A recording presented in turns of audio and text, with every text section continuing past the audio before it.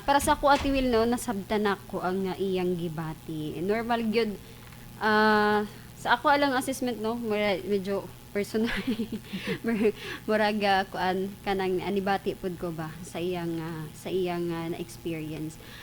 Para sa ako sa atong letter sender nga si Jimlyn.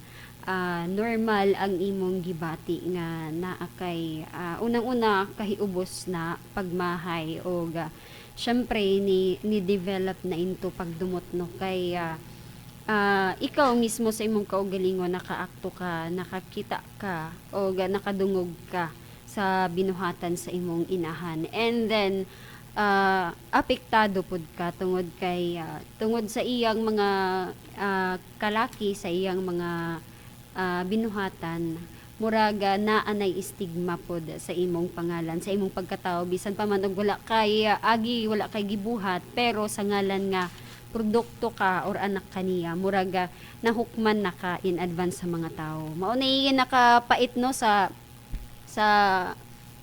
ambot lang ka kung diri ra ba na sa Pilipinas kanang ingana nga moingon dayon na maingana pud na tungod kay ingana ang kuan ang inahan ingana ang amahan. Murag depende siguro Ate Jen sa lugar kay naapoy mga mga race nga mo pare-parehara sabsap mga Pilipino o mga kinaiya. Yes, so mostly sa English kanang mga linyahan the apple does not fall far from tree ba mawanay sakto nga kung buti mong sabton nga di gyud mahilayo sa kung unsa ang punuan sa kung unsa ang gigikanan. Unsa ang bunga. Oo. Ikaw nga bunga murag i-judge na kanila nga tungod kay ingana ang binuhatan ingana ang kanang unsay tawag ani ingana ang kalidad sa imong ginikanan murag himuon pud kanilang susama sa ilaha. Pero usa lang siguro ang pinaka kuan nako karon no sa imuha para pangpadasig ra siguro ni sa imuha nga normal man ang imong gibati especially nga nagdako ka nagasulig ka nga dala-dala nimo ang negatibo nga dungog sa imong inahan unya probably wala ninyo nahisgutan sa imong amahan kung unsaon ni pag-assess ang imong gibati kung okay pa ba ka luyo sa kung unsay epekto sa sitwasyon nilang manag-asawa dinha sa imuha especially dinha sa inyo mga anak especially sa imuha kay murag siya siguro ka magulangan Ate Will no. Yes, Ate So Jen. murag siya gyud nag-abaga sa kanang negatibo kanang lipa nga hugaw nga kuan sa mga tao no judgment nga mga tao sa iyang inahan. So normal na ang imong gibati ang kuan din ha is nagdako ka nga nagpabilin na walay kuan gani sa imo walay naka-guide sa imuha nga bisan patuod og normal nga bation na nimo pero dili kinahanglan nga magpalamon or kanang magpadala ka sa ingana nimo nga emosyon naagi mga butang nga gustuhon man nato or dili pero naagyud ma-experience gyud nato di gyud ta kalikay ang kuan din ha is kinahanglan i-prove nimo sa mga tao sa palibot labi na didto sa mga naghukom na sa imuha no nga dili sakto ang ilang mga pananaw sa imuha nga bisan pa man og nagdako ka nga ingana saksi ka sa mga negatibo nga binuhatan sa imong inahan nga nakaapekto pud sa imuha emotionally and siguro psychologically makakuan pud ko nga apektado siya tiwil kay naa sa iyang hunahuna nga mahadlok na hinuon siya nga mominyo kay ingana na lagi ang iyang nadunggan nga mga istorya sa mga tao. So ang kuan lang karon is para dili man gyud na dali mawala no pero at least sa inanay siguro ang pinaka best nga buhaton nimo is pakig-istoryahan nimo si papa nimo nga ikanang i-release nimo di man nimo maistorya na imong inahan i-release nimo sa imong amahan kung unsa ang imong kahiubos masakitan man siya nga maminaw pero at least na akay kanang ganing pinaka-outlet sa kung unsay gibati nimo nga nagmuog sa imong dughan para ma-release na nimo the moment ma-release na nimo makadungog pud ka og tambag sa imong amahan wala pud ta kasayod nga og unsa pud ang pinaka punto sa imong amahan no nga naantos to niya. Siguro mas probably karon kung may time na nga magkaistoryahay mo, madunggan nimo ang side sa imong amahan. Mas dali sa imuha ang atubangon na ang present nga kuno og ang kamatuoran nga maugyod to siya ang kuan sa imong inahan, mao tong experience ninyo uban siya, pero kinahanglan nga dawaton ang kamatuoran og mag-move on og syempre dili nimo idamay ang imong future. Karon makaingon ko nga lisod man, pero kinahanglan gyud nga ingana no, abto nimo ingana nga face para mas dali ang pag-absorb nimo sa mga ingon pa mga butang nga pwedeng makabawi sa negatibo na nga nakaturok sa imong dughan ug hunahuna, labi na pag-abot sa kanang pagsalig or pagkuan sa mga tao sa imuha, og syempre paghatag og chance nimo sa imong kaugalingon para mo grow pa. Dili man ingon nga i-push ka namo nga magminyo gyud, kay usapod sa naghuna sa imong naghawid sa imong hunahuna nga magpabilin nga single is ang mag-atiman sa imong amahan, pero lain gyud pod lain gyud pod ang kanang feeling nga choice nimo nga magpabilin pero wala nay ingon nagpugong sa imuha tungod kay naa pa kay kahadlok sa nangagi nga mga panghitabo. So manghinaot ko nga maanam-anam nimo paghanap og paagi unsaon nimo pag-release ang imong mga kalagot o imong mga pagdumot para dili na maoy makadaot or makababag sa imuha para kuan ka no, mutan-aw ka sa maayo nga side sa kinabuhi sa umaabot pa nga mga adlaw. Okay, salamat no sa maayong huna-huna ni Ate Jen nga gika-share karon about sa kaagi sa atong letter center. So aduna ko'y ikadugang pud Ate Jen nga naay giingon diri nga nagkuanta no ngita ta og pamaagi nga atong madugangan ang atong mga atong mga kaugalingon lang huna-huna nagpalaban na pud ta. So gikan sa 7cups.com nagdiingon na siya pangutana nga nagdumot ko sa akong inahan unsay akong buhaton. So ang gitambag diri niingon ang imong unang buhaton, Jimlyn, imong ihunong ang imong pagtan-aw sa imong inahan nga naghatag siya kabugat sa imong huna-huna karon, kabugat sa imong feeling bitaw nga sa imong emosyon gibati sa iya nga pagdumot. So huna-huna nga siya ang babae nga nagdala nimo diri sa kalibutan. Yes. So mo nagiingon no sa atong sa nag-advise diri nga imo na lang ibutang sa imong hunahuna nga dili ka mataw diri sa kalibutan kung wala siya. Unya giantusan pod kaniya for 9 months daw nga sulod sa iyang tiyan. So ayaw na pag mo na lang toy gamita nga pamaagi nga mawagtang ang imong mga pag-hate sa iya, kay dili gyud maayo ang mag-hate labi na gyud sa atong inahan. So ikaduha, pasaylo siya sa iyang mga nabuhat kanimo sa inyo iyang pamilya nga unsay iyang nakahatag nimo og kasuko o pagdumot niya. So imo na lang siyang hatagan og pagpasaylo sa iyang mga nabuhat nimo og ipakita sa iya nga imo siyang gilab bisan sa iyang mga gibuhat sa inyo no, nga imbes ka mo nagkinahanglan sa iyang pag-care, mga pagmahal, apan wala na hinuon siya na sa inyong kiliran. So tuwa na siya sa laing kiliran, Ate Jane. So dili daw niya huna-hunaon to, kun dili ang iyang buhaton karon nga maghimo siya mga butang nga makahatag og meaning sa iyang kinabuhi, nga dili na niya maghuna-huna adtong mga negative kundi imong positibo ang imong kinabuhi. So ayaw pag pamati adtong mga comment sa mga silingan, mga relatives kay tinuod gid na nga di na manato malikayan nga naagid na nga mga komento, mga negatibo, murag sila na daan ang nag-judge sa atong life. So bisan wa nila nahuna-huna nga dili baya pareha ang atong tudlo no, Ate Jane. So kung baba to umubo tong kuan to asa kumingking na kuan to ang yang imong mama and then ikaw na asa tunga so taas ka. So naakay panghuna-huna nga dili maayong iyang mga buhat.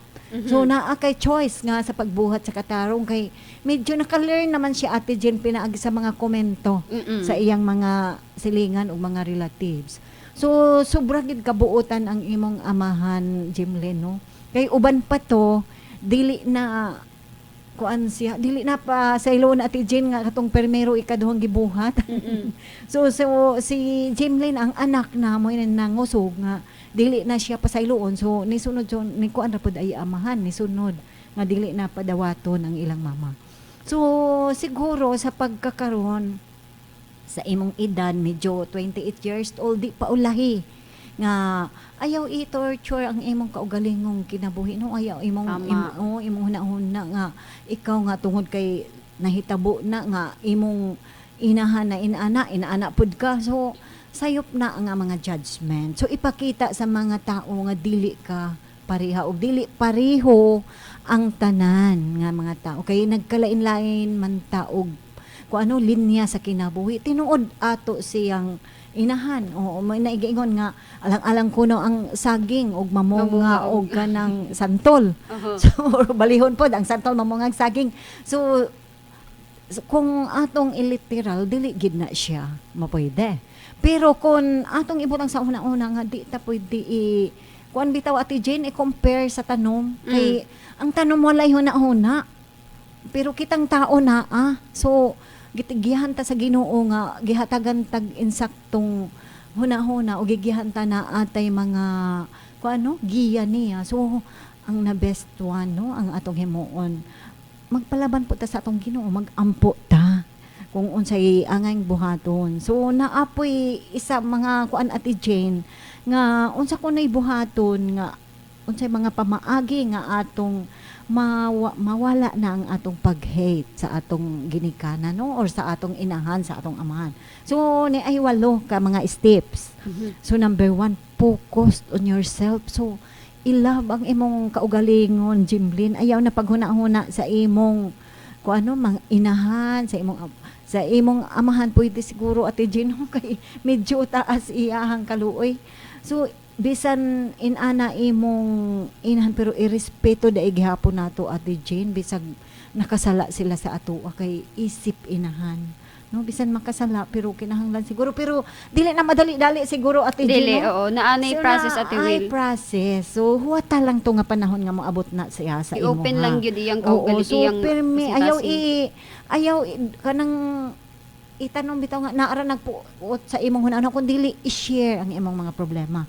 Ayaw ka nang tagui kay dili gina siya mawala kung imong taguan. So number 2, accept and acknowledge your feelings.